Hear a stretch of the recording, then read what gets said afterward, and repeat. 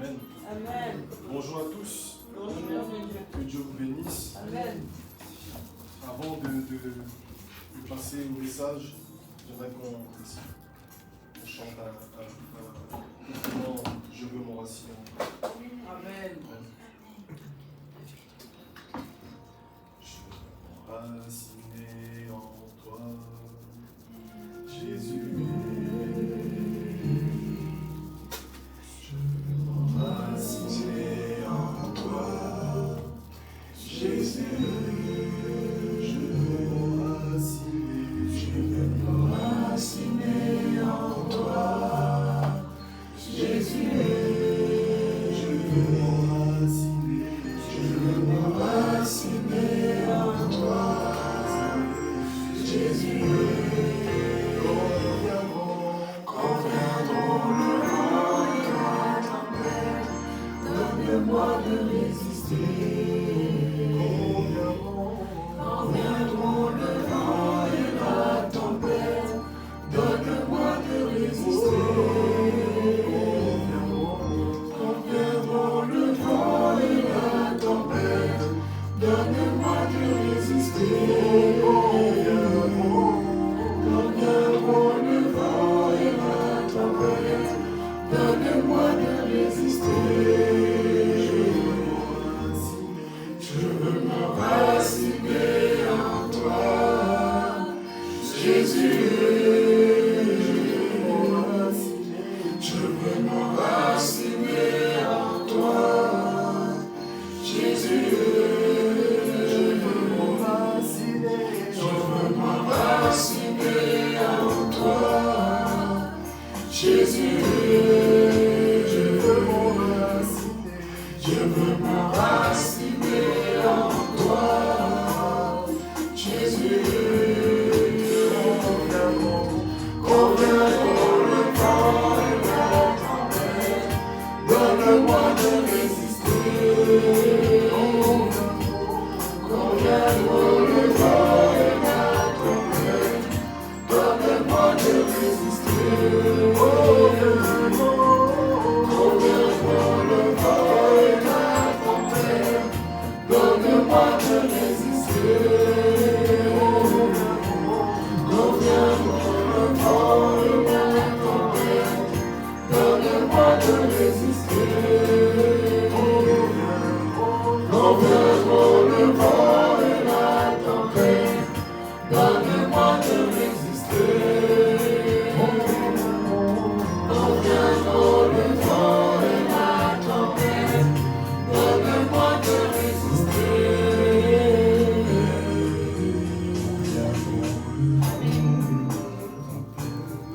Donne-moi de résister. Quand viendront le vent et la tempête, donne-moi de résister. Merci Seigneur. Merci au groupe musical, que Dieu vous bénisse. Alors pour rappel, aujourd'hui nous sommes au culte de la jeunesse où le thème est comment rester attaché à Dieu malgré les défis de ce monde. Pour ce faire, nous avons comme message principal Jean 15, nous allons le prendre ensemble, Jean 15, du verset 1 à 4.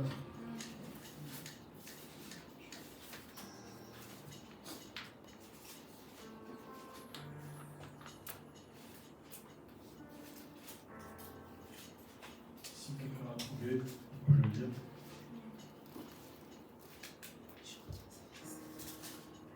Jean 15, du verset 1 à 4.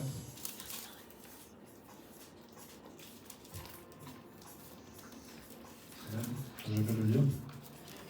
Je lis la parole de Dieu, je suis le vrai cep et mon père est le vigneron. Tout sarment qui est en moi et qui ne porte pas de fruits, il le retranche. Et tout sarment qui porte du fruit, il l'émonde afin qu'il porte encore plus de fruits. Amen.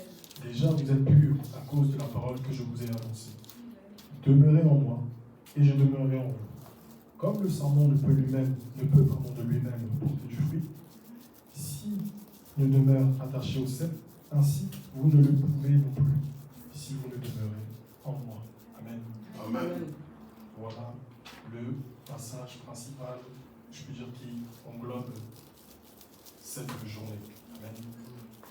Donc pour rappel, le thème, c'est comment rester attaché à Dieu malgré les défis de ce monde. Pour introduire ce message, il faut que nous comprenions déjà que nous sommes dans ce monde, mais nous ne faisons pas partie du monde. Amen. Là, le Seigneur nous dit de demeurer en lui. Ce qui veut dire qu'il est impossible pour tout être humain sur cette terre qui souhaite rester attaché à Dieu, il est impossible de rester attaché à lui si tu ne demeures pas en lui. Amen. Amen. On a chanté tout de suite, quand viendront le vent et la tempête, donne-moi de résister. Quand le vent vient et qu'il souffle, il emporte tout. Mais si tu es chez toi, tu n'es pas touché. Parce que tu es dans la maison. C'est pareil avec Dieu. Tant que tu es en Christ, rien ne peut te toucher, rien ne peut te détruire.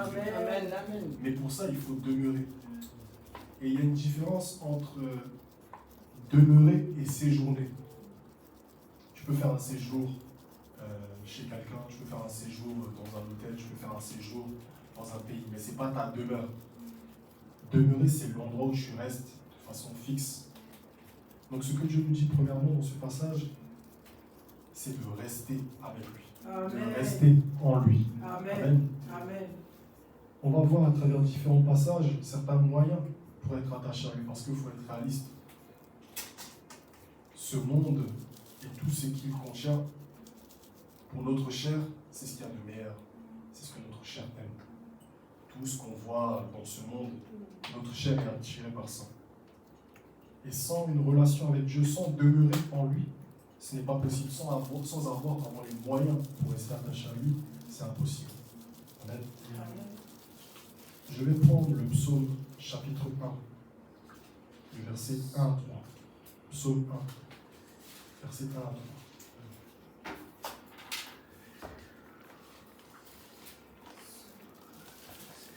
Je lis la parole de Dieu. Heureux l'homme qui ne marche pas selon le conseil des méchants, qui ne s'arrête pas sur la voie des pécheurs et qui ne s'assied pas en compagnie des moqueurs, mais qui trouve son plaisir dans la loi de l'Éternel et qui la médite jour et nuit. Amen. Il est comme un arbre planté près d'un courant d'eau qui donne son fruit en sa saison et dont le feuillage ne se flétrit point. Tout ce qu'il fait, lui, réussit. Amen. Amen. Amen. Donc on a parlé de où est-ce que nous devons être pour rester attachés à Dieu. Nous devons être plantés. Nous devons être enracinés en lui. Il ne s'agit pas juste d'être là. Il ne s'agit pas juste de venir à l'église. Il ne s'agit pas juste d'écouter des messages sur YouTube. Il y a une chaîne que j'aime beaucoup qui est EMCI TV qui partage beaucoup de messages. Mais il ne s'agit pas seulement d'écouter les messages. Il faut le vivre. Et il faut tous les jours porter la parole de Dieu dans notre cœur. C'est comme ça que tu peux rester attaché à Dieu. C'est le premier moyen. Être planté près du courant d'eau. Donc la question que je dois poser ce matin, c'est est-ce que tu es où Dieu veut que tu sois? Amen. Amen. Quand on parle, on se souvient de l'histoire d'Adam et Ève, il y a une question qui nous trotte tous dans la tête, je pense, c'est où était Adam lorsque Ève a été tentée? La question du coup qui vient ici, c'est est-ce que ça se serait passé, ce qui s'est passé si Adam était là?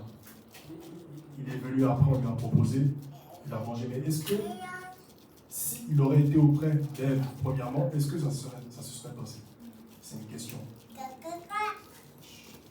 C'est une question que je me suis toujours posée. Aujourd'hui, même jusqu'aujourd'hui, je n'ai pas la réponse. Je ne sais pas si quelqu'un l'a. Mais la question essentielle, c'est être là où Dieu veut que tu sois. Amen. Parce que là où tu seras, ta bénédiction aussi sera. Amen. Amen. Ta Amen. bénédiction est rattachée à là où tu demeures. Amen, c'est ça. Et notre demeure doit être en Christ. Et pour ce faire, encore une fois, il faut être planté. C'est pour cette raison que j'ai beaucoup aimé ce cantique qui dit « Je veux m'enraciner en toi ». Parce que dans la parole de Dieu, il fait souvent référence à un arbre. Quand il dit, par exemple, il voit l'arbre qui ne porte pas du fruit, il dit que cet arbre, en tout cas, il soit desséché tout de suite. Il faut être planté près du courant d'eau. Mais ma question, c'est qui est ce courant d'eau? C'est Jésus. Amen. Amen. Donc, il y a tellement aujourd'hui de dérives sur la parole de Dieu. Oui, tu peux rester attaché à Dieu en faisant ci, tu peux non. Fixons-nous à ce que la parole de Dieu dit. Jésus est le courant d'eau.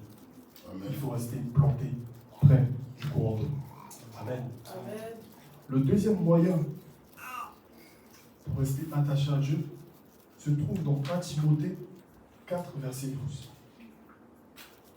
1 Timothée 4, verset 12. Je lis la parole de Dieu. Que personne ne méprise ta jeunesse, mais sois un modèle pour les fidèles en parole, en conduite, en charité, en esprit, en foi, en pureté. Amen. Amen. Il dit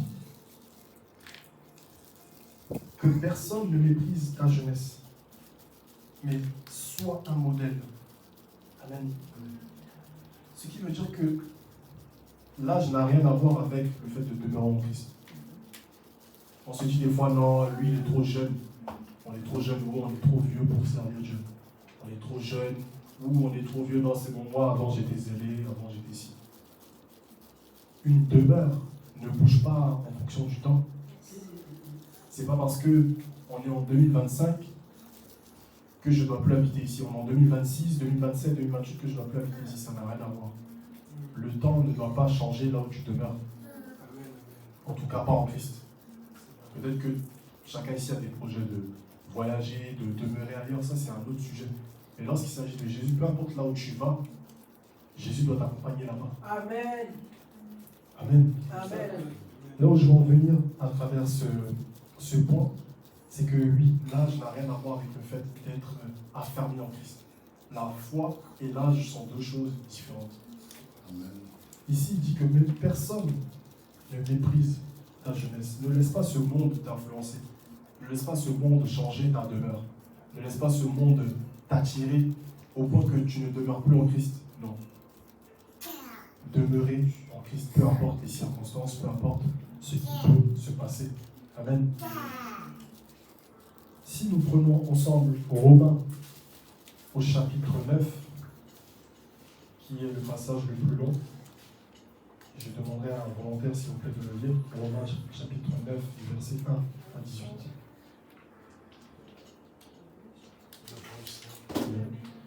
Romains 9, verset 1 à 18. C'est ça. Je dis la vérité en Christ, je ne mens point. Ma conscience me rend témoignage par le Saint-Esprit.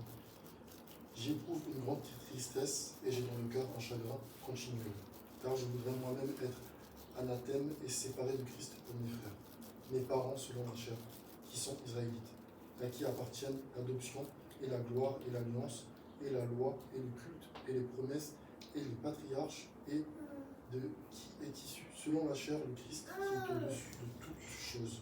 Dieu béni éternellement. Amen. Verset 6. Ce n'est point à dire que la parole de Dieu soit restée sans effet, car tous ceux qui descendent d'Israël ne sont pas d'Israël. Et pour être la postérité d'Abraham, ils ne sont pas tous ses enfants. Mais il est dit, en Isaac sera nommé pour toi une postérité. C'est-à-dire que ce ne sont pas les enfants de la chair qui sont des enfants de Dieu, mais que ce sont les enfants de la promesse qui sont regardés comme la postérité. Voici en effet la parole de la promesse. Je reviendrai à cette même époque, et Sarah aura un fils. Et de plus, il en fut ainsi de Rebecca, qui conçut du seul Isaac notre père, car, quoique les enfants ne fussent pas encore nés, et qu'ils n'eussent fait ni bien ni mal, afin que le dessein d'élection de Dieu suscitât, sans dépendre des œuvres, et par la seule volonté de celui qui appelle. Il fut dit à Rebecca, l'aîné sera assujetti au plus jeune, selon qu'il est écrit, j'ai aimé Jacob et j'ai haï Ésaü. Verset 14. Que dirons-nous donc? Y a-t-il en Dieu de l'injustice? Loin de là. Car il a dit à Moïse, je ferai miséricorde à qui je fais miséricorde, et j'aurai compassion de qui j'ai compassion. Ainsi donc, cela ne dépend ni de celui qui veut, ni de celui qui court, mais de Dieu qui fait miséricorde. Amen. Car l'Écriture dit à Pharaon, je t'ai suscité à dessein pour montrer en toi ma puissance, et afin que mon nom soit publié par toute la terre. Ainsi, il fait miséricorde à qui il veut, et il endurcit qui il veut. Amen. Amen. Amen. Est-ce que tu peux relire le dernier verset? Verset 18. Verset 18. Verset 18. Ainsi, j'ai parti là. Oui, c'est ça. Ainsi, il fait miséricorde à qui il veut, et il endurcit qui il veut. Amen. Amen. Est-ce que vous avez bien, on a tous bien entendu la parole de Dieu? il endurcit qui il veut. Souvent on se demande, mais Seigneur, des fois on parle à Dieu, c'est sûr avec quoi j'ai discuté avec ma femme durant cette semaine parce qu'on a lu l'histoire de Jonas. Et j'aimerais dire, apprenons à respecter Dieu. Amen. Amen. Comme on en discute encore une fois souvent avec ma femme, il y a une différence entre, on ne dit pas d'avoir peur de Dieu. Quand on a dit de le craindre, c'est un respect total et un réel amour profond pour Dieu. Dieu n'est pas, même si on dit Jésus est mon ami, c'est ce que je dis encore une fois, je le répète lui, à ma femme, si on chante Jésus est mon ami de tous les jours, c'est pas quelqu'un, c'est pas un ami banal en tout cas, à qui on va parler comme on veut parler. Ici il dit, et ainsi il fait miséricorde à qui il veut, et il mange aussi qui il veut. Ça se demandait, Seigneur, mais du coup, comment, c'est quoi? Nous on veut rester, on veut demeurer en toi. On veut s'accrocher à toi, mais est-ce que du coup tu m'éloignes de toi? Est-ce que Seigneur tu ne m'entends plus? Est-ce que Seigneur tu m'as rejeté? C'est toutes ces questions qui nous viennent à l'esprit quand on lit, il mange aussi qui il veut. Amen. Là où je veux en venir dans ce point, parce que là où j'en étais, c'est les moyens pour être attaché au Seigneur, il faut comprendre que tout n'est que grâce. Amen. Amen. Amen. Il ne faut pas croire que le fait que chacun d'entre nous ici présent soit là dans sa présence, c'est un acquis. C'est faux. C'est faux de se dire que le matin tu t'es levé, tu as dit tu vas aller dans la maison de Dieu, donc c'est parce que tu l'as voulu, donc tu es là. C'est faux de se dire que c'est parce que je veux prier que voilà, je vais prier. Non, c'est une grâce. En fait, pourquoi j'appuie sur ce point? Parce que nous qui, entre guillemets, des fois, vont grandir dans l'église, on a banalisé la présence de Dieu.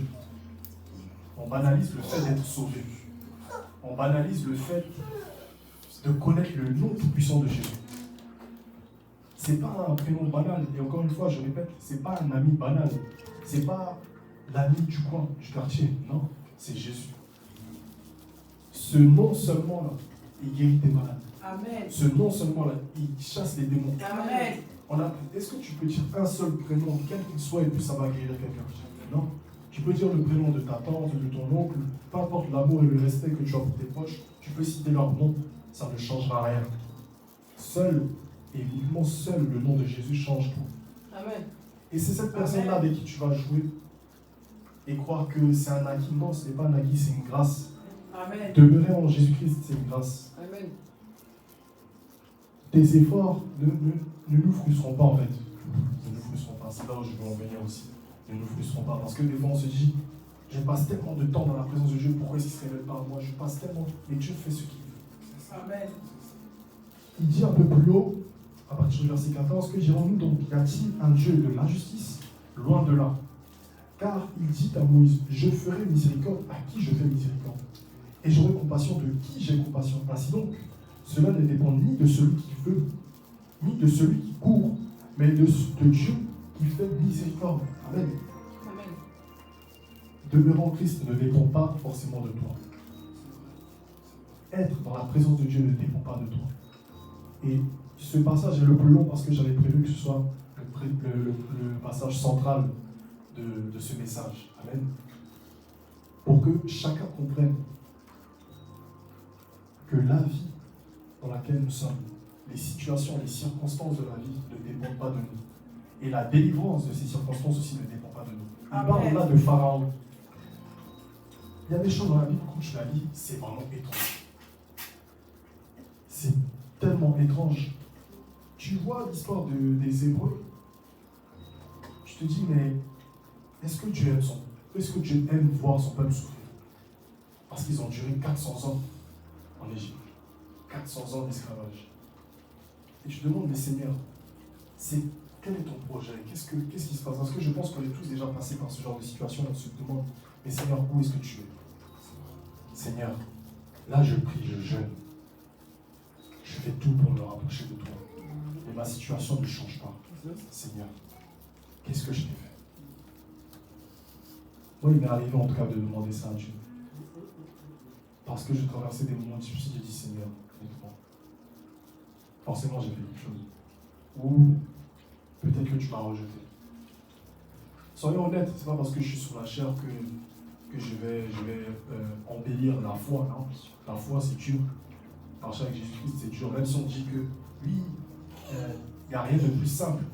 Mais non, marcher avec Jésus, c'est difficile. Et dans ces moments-là, tu te poses la question, mais à quoi bon? Quand j'étais dans le monde, j'allais bien. Quand j'étais dans le monde, j'avais tout ce que je voulais. Je pouvais claquer des doigts. J'avais ce que je voulais. Maintenant, Seigneur Jésus, je suis en toi. Tout est difficile. Les choses, les jours avancent. Mais il n'y a rien qui change. J'ai beau avancer, j'ai beau faire. Peu importe, Seigneur, il n'y a rien qui change. Et vous pensez quoi? Le peuple d'Israël, c'est simplement la même chose qu'ils pensaient. On te dit 400 ans, c'est-à-dire c'était des générations d'esclaves. Donc le père du père du père du père de qui tu veux, c'était des esclaves. Vous pensez qu'un jour ils pensaient être libres? Est-ce que, à plus forte raison, vous pensez que certains d'entre eux croyaient que Dieu les aimait? Certainement que certains ont même pas seulement douté, mais peut-être ont relié Dieu. Ils l'ont relié, ils ont dit non, d'accord, c'est quoi? 400 ans, mon père, ma grand-mère, mon arrière-grand-mère, c'est en esclavage, et tu veux que je te suive, pourquoi?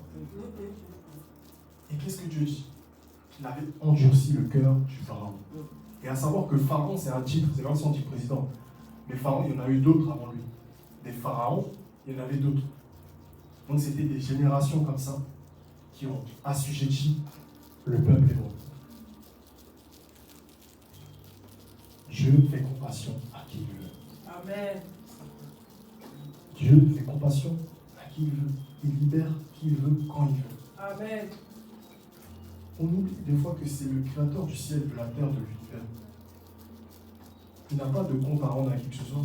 Amen. Moi, personnellement, en tout cas, par la grâce de Dieu, nous avons eu un enfant. Et quand Dieu fait cette grâce-là, tu comprends beaucoup de choses que tes parents te disaient. Là, tu comprends énormément. Même s'ils ne me demandent pas pourquoi papa, des fois je me dis, mais oui, on doit expliquer certaines choses à nos enfants, mais sinon, en vrai, j'ai pas de compte à toi. J'ai pas à te dire pourquoi. Non, je vais pas passer, tu vas te coucher, je sais que tu es fatigué. Tu vas te coucher. Tu dois aller te coucher, même si tu pleures, tu veux crier, il est 22h, demain tu vas te lever tôt, il faut que tu ailles te coucher. J'ai pas de compte nécessairement à toi. Et je me dis, mais à plus forte raison, Dieu. On est là, des fois on lui parle, mais Seigneur, pourquoi?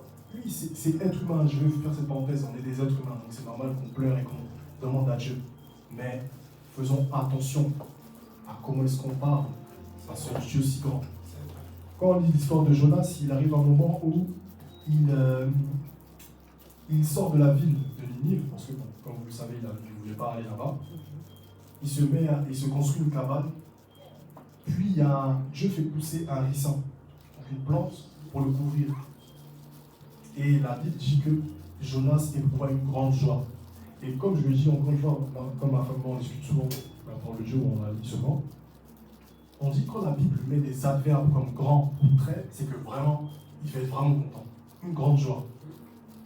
Et puis le lendemain, Dieu a détruit le ricin, a détruit la plante qui le couvrait du soleil, à savoir, oui, détail, il y avait une forte chaleur qui le couvrait. Et avant que le ricin couvre déjà Jonas, il a dit, Seigneur, en gros, donne-moi la mort, je veux mourir. Parce qu'il ne voulait pas être là déjà. Il a dit donc, Seigneur, donne-moi la mort. Donc quand Dieu l'a couvert, là on dit il éprouvait une grande joie. Et quand Dieu détruit le ricin, il redit au Seigneur, Seigneur, donne-moi la mort. J'ai dit, mais Dieu a une patience. Dieu a une patience qui dépasse l'entendement. Amen. Quelqu'un à qui tu viens de faire du bien, parce que tu lui as retiré ça, il te dit, donne-moi la mort. Mais qu'est-ce que Dieu n'est pas capable de te donner? Amen. Et sachant à forte raison que Jonas, qu'est-ce que Dieu lui dit plus tard? Tu es malheureux, ou plutôt tu es en colère à cause de ce ricin que je viens de détruire, mais tu veux que je détruise Ninive, parce qu'ils ne savent pas faire la différence du bien et du mal. Il parlait à Dieu, franchement, je me disais, il n'est pas Dieu pour rien. Amen. Il n'est pas Dieu pour rien. Amen. Et ayons la crainte de Dieu. Amen. Ayons une sincère crainte de Dieu. Dieu fait compassion à qui il veut, il fait ce qu'il veut. Plus loin dans Matthieu 8, au verset 23, il est question de Jésus dans la barque. Qu'est-ce qu'il dit au verset 23? Je vais vous le lire. Matthieu 8, au verset 23, il dit « Il monta dans la barque et ses disciples le suivirent. Et voici, il s'éleva sur la mer une si grande tempête que la barque était couverte par les flots. Et lui, il dormait. Les disciples, s'étant approchés, le réveillèrent et dirent « Seigneur, sauve, nous périssons. » Il leur dit « Pourquoi avez-vous peur, gens de peu de foi ?» Alors il se leva, menaça les vents et la mer, et il eut un grand calme. Amen. Amen. Donc là, nous sommes à notre quatrième point, qui est le dernier, c'est apprendre à garder son calme. Amen. Amen. Des fois, on est assis, enfin moi, on pense aux situations difficiles qu'on a traversées depuis le début de l'année. Et puis on se dit, au fond, tu peux t'agiter comme tu veux, ça ne va rien changer. Tu peux t'inquiéter aussi comme tu veux, ça ne va rien changer. Toi, tu crois que le fait de t'énerver, de t'agiter, c'est là que Dieu va dire, oh, mon enfant. Alors, souvenez-vous de ce qu'on a lu, Dieu a compassion de qui il veut. Amen. S'inquiéter, ça ne va pas changer ton problème. Te fâcher, ça ne va pas changer aussi ta situation. Parler à Dieu en mode Seigneur, c'est toujours toi, tu ne m'aides pas, te plaindre, ça ne change pas la situation. Il faut apprendre à garder son calme. Amen. On dit Jésus dormait. Encore une fois, moi, je veux parler en tant que moi, je suis un être humain. Donc, en tant qu'être humain, je peux aussi être agité. Mais nous sommes invités à ressembler à Jésus-Christ. Amen. On aspire à lui, à la perfection. Donc Jésus.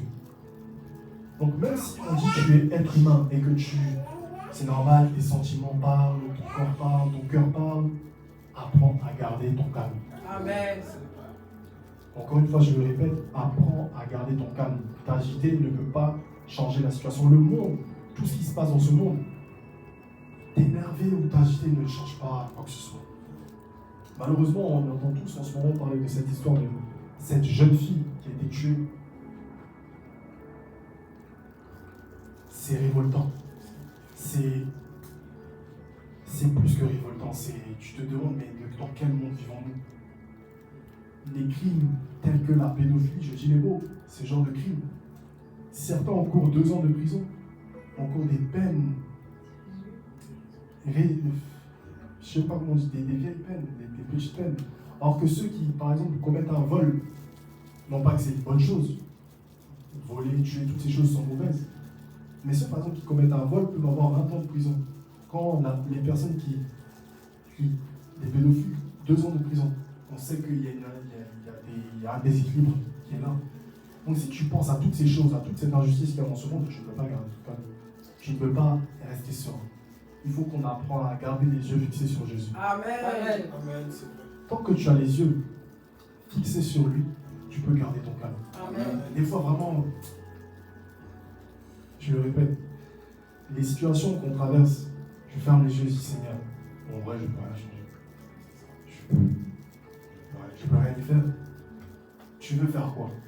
Si demain, on dit, tu es viré de ton boulot, tu ne peux pas payer ton loyer, tu vas faire. Tout ce que tu peux faire, c'est prier pour recharger du boulot. Amen. Je tiens à mettre cette parenthèse. Ce n'est pas dire que tu restes les bras croisés, je garde mon calme. Non, il faut agir aussi. Mais t'agiter, ça ne va pas changer la situation. Te plaindre, gémir, ça ne changera pas la situation. Et je vous le dis encore une fois, honnêtement, malgré même le fait que je vous dise ça, je pense que je vais me plaindre aussi. Je pense que s'il m'arrive quelque chose demain, je vais me plaindre, je vais pleurer. Mais, encore une fois, de toute façon, c'est pas parce qu'on a la chair qu'on est meilleur que qui que ce soit. C'est un message qui nous concerne tous. Quand Amen. Dieu parle, c'est un message pour tous ceux qui sont présents ici, y compris la personne qui crache. Donc il faut qu'on apprenne à garder notre calme. Même si on nous dit que tout est fini. Même si on nous dit que, voilà, notre situation là, on ne peut pas la changer. Tant que Jésus n'a pas parlé, garde ton calme. Et même Amen. si Jésus parle, garde ton calme. Amen. Car c'est lui qui a le dernier mot. Amen. Donc j'espère que nous avons tous compris les points évoqués. Je vais les répéter. Donc le premier, c'est être planté auprès du courant d'eau, qui est Jésus. Le deuxième, c'est connaître la notion de s'efforcer malgré son âge, s'efforcer à garder la foi. Ne pense pas que parce que ce monde est agité et parce que ce monde te dit qu'à ton âge tu dois être comme ça, à ton âge tu dois être là, à ton âge tu dois avoir ça. Non, c'est pas au monde de te dicter comment est-ce que tu dois te conduire. C'est pas au monde d'agiter l'église, c'est à l'église d'agiter le monde. Amen. Amen. Amen. Le troisième point qui était savoir que nos efforts ne suffisent pas, mais que tout n'est que grâce. On se souvient, Dieu a compassion de qui il veut, Dieu fait ce qu'il veut. En réalité, il n'a pas de compte à nous rendre. Nous devons juste lever les mains, l'adorer, le louer, le glorifier. Parce que c'est lui qui a la capacité de changer toutes choses. Et le dernier point qu'on vient d'évoquer qui est de garder son calme. S'agiter, ça ne va rien changer. Pleurer, ça ne va rien changer. Crier, ça ne va rien changer. Tourne-toi vers Jésus. Amen. Tourne-toi vers Jésus. Ça ne veut pas dire que si tu pleures, tu cries, c'est mauvais, mais si tu le fais, fais-le en direction de Jésus. Amen. Mais ne le fais pas dans le sens de voilà, la colère. Oh Seigneur, tu ne m'entends pas, tu ne m'écoutes pas. De toute façon, peu importe si je prie, tu ne m'écoutes pas. Non. Si tu as des douleurs, si tu as des craintes, si tu veux crier, la Bible, il y a tellement de serviteurs, de personnes dans la Bible qui ont pleuré, qui ont crié, mais ils criaient vers Dieu. C'est ça la différence. Il faut apprendre à crier vers Dieu. Amen. Ça aussi, c'est savoir garder son calme. Amen. Amen. Que le Seigneur nous bénisse. Amen. Amen. Merci Jésus. Merci Jésus. Merci Jésus. Alléluia. Dieu soit béni. Alléluia. Amen. Amen. Je te bénisse, Nelly, pour ce beau message. Le Seigneur a parlé, chacun a reçu sa part. Amen. Donc, ce moment tire à sa fin. Amen. On a salué à chacun pour votre participation, pour la disposition de vos cœurs. Amen. Et je bénis le Seigneur aussi pour tous ceux qui se sont investis dans ce culte, que ce soit Stéphie avec les chants, Abraham au piano, Lénie pour le message, Océane aussi, chacun de nous. Que le Seigneur vous bénisse. Amen. Que Dieu vous fortifie. Et sachez que Dieu n'a pas besoin d'une grande armée pour sauver le roi. Amen. Amen. Dieu commence toujours avec petit. Donc allons-y, fonçons avec ce qu'on a. Le reste, Dieu le fera. Amen. Amen. On peut être dans une petite salle, on peut être à un nombre très réduit et faire de très grandes choses. Rappelons-nous que les disciples n'étaient que 12. Ils n'étaient que 12 à la base. Et à partir de ces 12-là, Dieu a fait des grandes choses. Dieu a ajouté des centaines, des milliers avec eux. Mais qu'est-ce que des centaines de milliers dans un peuple face à tout le reste du monde? C'est pas grand-chose. Mais Dieu l'a fait quand même. Aujourd'hui, nous voilà. Donc que Dieu nous bénisse. Donc ce monde tire à sa fin.